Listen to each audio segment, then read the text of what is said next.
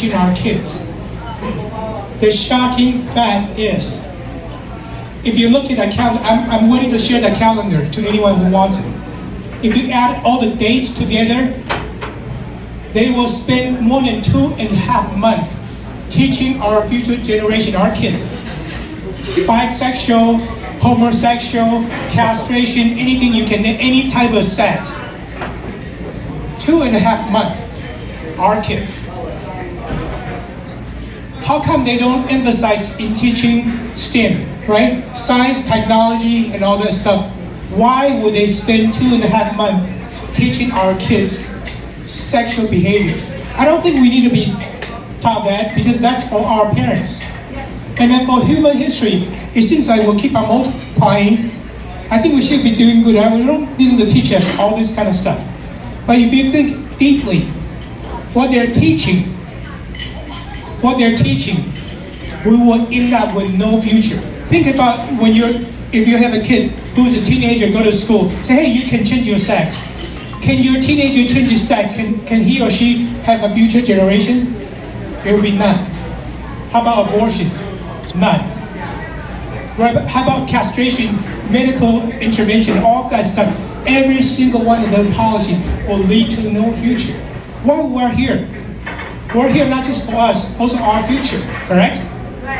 So, government is only here to only do two things, right? Serve and protect.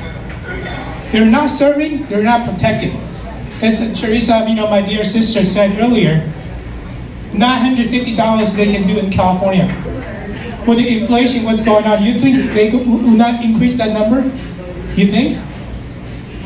I have seen many reports because I do get sheriff reports as well.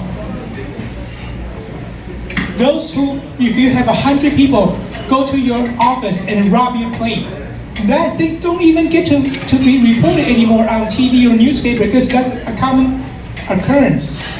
Think about 100 people go to your office and rob you clean. Can you tell me any government agency say, well, I can help you with the payment for your next month or your inventory? Can you name one government agency who's going to help you? I bet you will not find any, because I couldn't find any myself. So if they cannot guarantee our future, they cannot guarantee your safety, it's time to get rid of all of them. Right? I'm not, here's my hierarchy of loyalty. My first loyalty is God. My second loyalty is you. My party loyalty probably fourth and fifth. I put my family in between. That's my priority.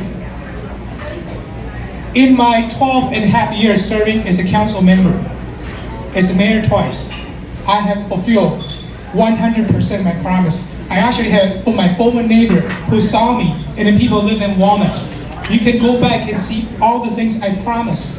I fulfilled every single one of them. And it is my promise, when I get to Congress, I'm going to support each and every one of you. Because without you, I'm nothing. You're the boss. They're not supposed to be the boss.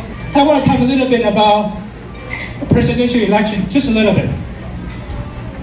The most unpopular vice president in the history, I believe, now become one of the most popular. How does that happen? She's the one who contributed the $950 we've been robbed. She's the one. So when you have Democratic friends, just pull them aside. Or you have family, come on. She was very unpopular. She's the one. Do you want to support her? Do you want to support that party? I'm being very serious with you. If you have a friend who's going to vote for them, please pull them aside. Understand the logic.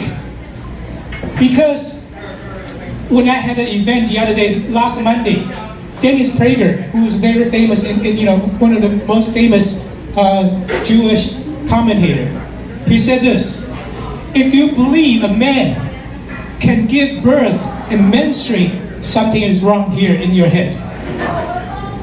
So if your friends who's going to vote for them, who's going to believe that men, if you see a man with a big tummy, maybe he just had a big dinner, that man can give birth, something is wrong here. You need to see a doctor. Your friends need to see a doctor. I'm being very serious. This is worse than the king don't wear any clothes. But that's what they're teaching your kids. That's what they're teaching your future generation. Can you have a Supreme Court justice? A Supreme Court justice cannot define man and woman. So when it comes to your important issues, do you think she's going to decide based on her knowledge, or she's going to decide based on her party? When you have somebody in law who's not going to follow the law, who's going to follow their party leaders? When you give her more stuff, doing you a favor, right, will rule in your favor. So there will not be any justice. I'm saying it very seriously.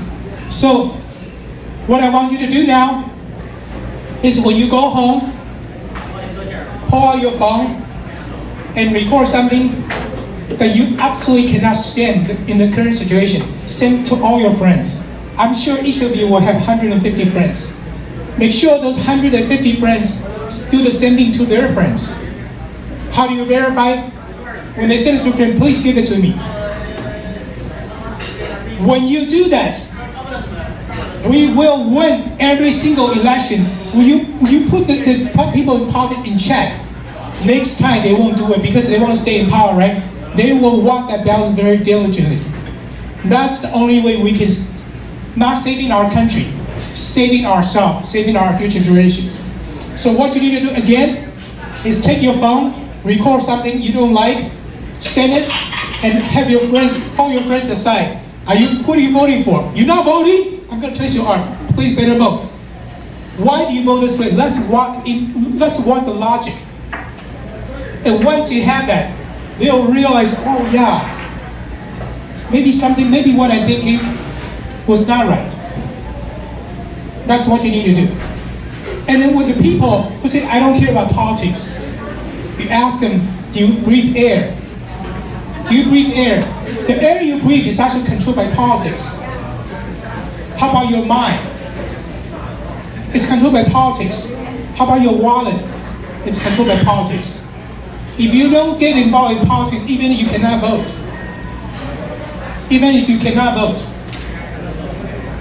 you better get involved. Why does all these people coming from across the border? I saw a posting.